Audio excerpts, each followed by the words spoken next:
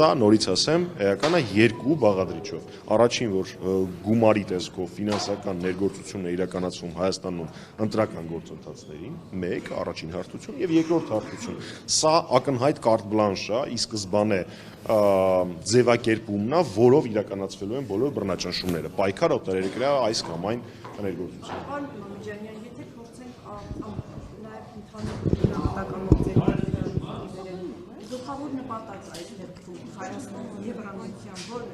Ես չեմ կարող խոսել Եվրամիության նպատակների մասին։ Նիկոլ Փաշինյանը ունի մեկ նպատակ՝ վերընտրվել ցանկացած գնով, հող հանձնելու, Հայաստանի շահերից հրաժարվելու, գերիներ չբերելու կամ գերիների բերելու հարցը թողելու ընտրություններից ակուրատ առաջ, որպեսզի հերթական անգամ օգտագործի դա որպես ընտրական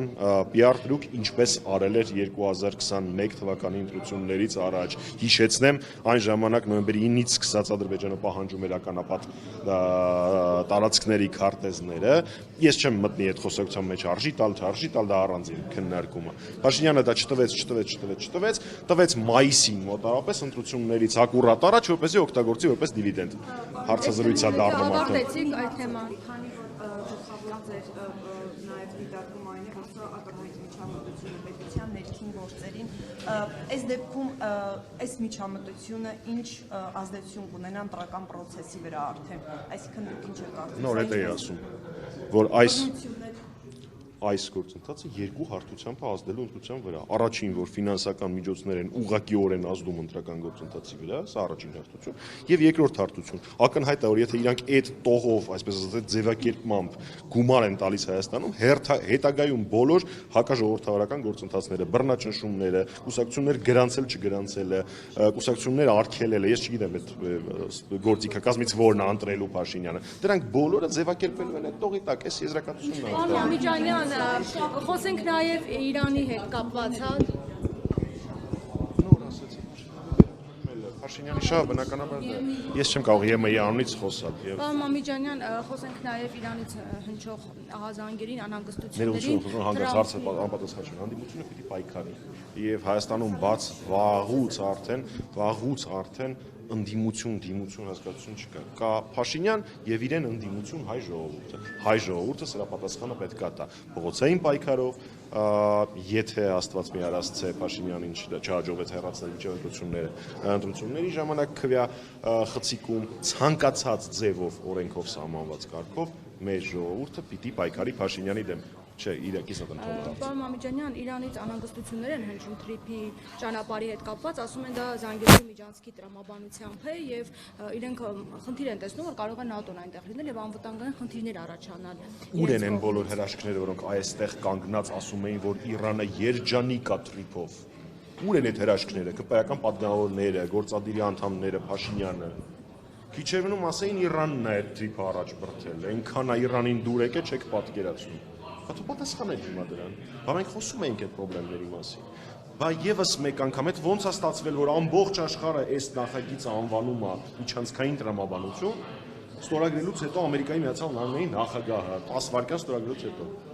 ամերիկյան փորձագետներ, եվրոպական փորձագետներ, ռուսական փորձագետներ, հայկական փորձագետներ, դե բարձ Ադրբեջանը այդպես անվանում է, դրան չեմ ուզում հղում անել, բայց մենակ Փաշինյանը տողերի արանքում կարդացել է, որ սա միջանցքային տրամաբանություն չի։ Հասկանում եք, շատ ցավալի է, որ այն, ինչ մենք ասել էինք, մասնավորապես հանրապետականի հայտարարության մեջ գրված էր ստորագրումից օրեր անց, մենք բոլորս ուշադրություն ենք դարձնում միայն այն ժամանակ, երբ դա ասում է այս կամ այն արտաքին դերակատարը։ Ռուսաստանից եւս հայտարարություն է հնչել, որ իրենք եւս ներկայություն են ուզում ունենալ Թրիփում, հնարավոր է հավասարակշռել եւ այնպիսի որոշում կայացնել, որ իսկապես բոլոր կողմերին բավարարի, ինչի մասին։ Հնարավոր է, դրա համար գոյություն ուներ երաշխավորների ինստիտուտ հասկացությունը։ Դրա համար գոյություն ուներ Մինսկի խումբը, որը միջազգայինորեն ճանաչված ձևաչափ էր, որում ներկայացված էին կարևորագույն բոլոր դերակատարները, ընդ որում Հայաստանի համար նպաստավոր կազմով։ Այդ ամեն ինչը Հայաստանի հետ կապված Մինսկի խումբը չէր կարող որոշում կայացնել։ Այդ ամեն ինչը դադարեցվեց, վերացվեց Մինսկի խումբը Արցախի համար չէր ստեղծված էր արցախյան հակամարտության կարգավորման համար եւ նույն տրամաբանությամբ կարող է շարունակել։ Դե հիմա այն աշխարհակահաղական բորշը, որը իրենք էփել են, ամենաահավորը այն է, որ էփել են իրենք, իսկ ուտելու ենք բոլորս։ Ու վստահեցնում եմ ձեզ, դա համեղ կերակուր չի լինի։ Ես մի հարց ունեմ, պարոն Մամիջանյան, կրկին էս աջակցության թեմայով։ Ես կուզեի նաև այդ մեկնաբանություններին անդրադառնալ, օրինակ երեք Գևորգ Պապոյանը ավելի հեռուն գնաց, ասաց, որ փորձեր են լինելու արտիստի հնարավորություն է տեսնում տեղեկությունների մասին չէ, բայց ասում է ոնց որ ենթադրություն է, որ բռնի տապալելու են իշխանությունը, խլելու են իշխանությունը։ Ես լուրջ հիմա պետք է Պապոյան Գևորգի մեկնաբանեմ։ Նման հայտարարություններ երբ որ հնչում են եւ իսկապես գուցե երեք տեղեկություն ունեն, չգիտեմ, այս դեպքում Հայաստանի իրավապահ կառույցները պետք է դրան ընդհանրեն տան եւ լուծեն այդ Կետ առ կետ, մեկ ոչ մի անելիք չունի, կետ առ կետ, առաջին, երբ որ նախարարի պաշտոնը զբաղեցնող մարդը, ով նաև եթե չեմ սխալվում իրանց կուսակցության փոխնախագահն է, հայտարարում է, որ ինքը ունի տեղեկություններ, որ ինչ-որ տապալելու փորձել են լինելու, դա խայտարակություն է։ Բացահայտեք։ Էդ էլ չլինի Բագրատ Սրբազանի եւ մյուս արդարների գործի հեքիաթը, երկու բան դա կարող նշանակել, կամ ուղակի օդի մեջ կրակոցավ ինչպես միշտ, կամ էլ նախապատրաստում են մեկ այլ արդար ընդդիմադրի վրա փորձել կարել, ասել վայ, մոտդ հեռախոս կա, այդ հեռախոսով կարող է իր հեղաշրջում անել, չգիտեմ, շորի հիմարություններ։ Եկեք թող ինքը ցորենից խոսա, այդ իր մոտ ավելի լավ է ստացվում։ Ես էլ իրան չմեկնաբանեմ, որովհետև մեկնաբանելու բան չկա։ Նոր պատասխանեցի շուտ։ Շատ լավ, իսկ բանում ասում պարոն Մամիջանյան,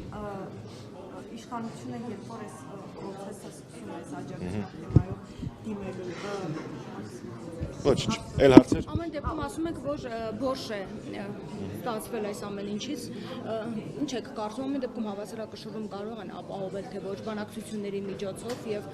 ինչ որոշում Փաշինյանի ամբողջ արտաքին քաղաքականությունը կառուցված է տրամաբանության վրա, որ ինքը չարչիություն է անում։ Մի մայրաքաղաքից մյուս մայրաքաղաք։ Գնում է Բրյուսելում բողոքում է Մոսկվայից, գնում է Մոսկվայում բողոքում է Բրյուսելից, գնում է Վաշինգտոն բողոքում է երկուսից էլ ինքը չարչիություն է անում, չարչիությունը լավ ավարտ չի կարող ունենալ։ Կոնկրետ ձեր հարցի պարագայում, որ կողմից ավելի շատ ճնշում այս կամ այն տեսքով պահանջներ լինեն, որ կողմից ավելի շատ երաշխիք լինի իր իշխանության պահպանման, այն կողմին օգուտ այդ կողմի էլ այս կամ որոշումը կայացնի։ Պարոն Մամիջանյան, կարծում եք ինչու է հիմա այս ահազանգերը Իրանից հնչում, արդյոք որոշ մանրամասներ է ի հայտ եկել թե ով է լինելու այդ կոնսորցիումի մեջ եւ դրանով է պայմանավորված իրենց շատ տարբերակներ կարող են լինել։ Ավելի խիստ հայտարարություններ։ Շատ կարող են լինել տարբերակները թե որն է։ Նախ նորից եմ կրկնում, բայց ով ասեց, որ առաջին արձագանքն է սա Իրանից։ Իրանում եղել է բարձր մակարդակով արձագանք հոգեվորական ուղղությամբ, այսպես ասած Խոմեյնիի տրամաբանության մեջ, շատ էլի բավական չոր բառամթերքով։ Թե ինչի է հիմա նորից արվում, դրա շատ պատճառներ կարող են։ Նորի հայտ եկած այս կամ այն փաստ, ինչպես դուք նշեցիք։ Երկուս Փաշինյանի հերթական այս կամ այն բանավոր խոստման դրժում, Փաշինյանի կողմից այս կամ այն ստի բացահայտում։ Սրանցից յուրաքանչյուրը կարող է լինել, ես չափից շատ եմ հարգում մեր հեռուստատիտողներին, որ դա ինչ-որ ենթադրություն անեմ, ինֆորմացիա չունեմ, բայց պատճառները կարող են լինել, ինչպես դուք նշեցիք, նոր ի հայտ եկած փաստ, կարող է լինել, որ բանավոր ինչ-որ բան է խոստացվել, խախտվել է, կարող է լինել, որ իրենք հավատացել էին Փաշինյանի ասած այս կամ այն կետին, հետագայում ստացել են դրա հերքումը, չասեմ, թե դրանցից որ մեկն է եղել, չեմ կարող ասել։